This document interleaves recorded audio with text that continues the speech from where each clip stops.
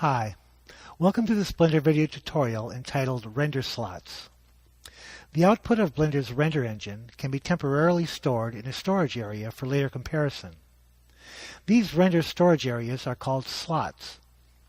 To demonstrate Blender RenderSlots, I have a model of a frog in my Blender scene. I am now in Blender's quad view, displaying the top, camera, front, and right orthographic views. I'll click on the Render Context icon in the Properties editor.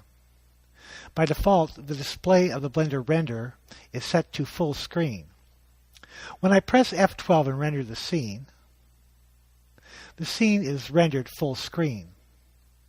We are actually here rendering to a full screen display of Blender's UV image editor.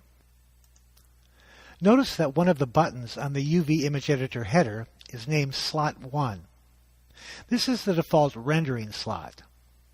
I'll click on the Slot 1 button. Blender provides 10 rendering slots. I will choose slot number 2. I'll then go back to the 3D editor, and I'll go to the texture editor. Now I have a texture here that I'm using as a bump map called frogskin1.jpg. However, I'm not sure that I like the effect. I'll switch this to a different image texture called frogskin2.jpg, which is located on my desktop.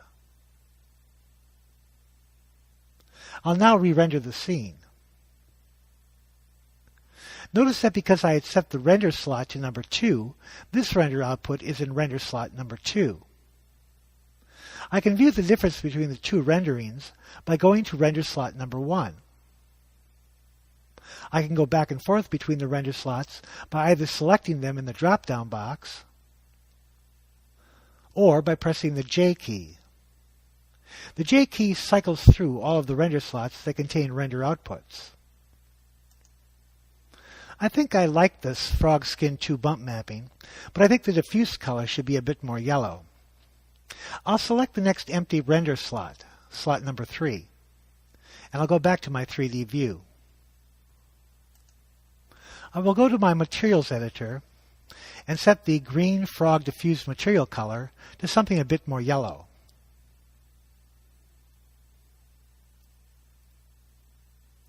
I'll then re-render the scene. The new render output is in render slot number 3. I can cycle through the render slots by pressing the J key. Blender render slots are session dependent.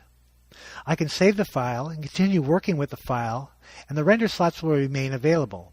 However, once I quit Blender, the render slot outputs are deleted.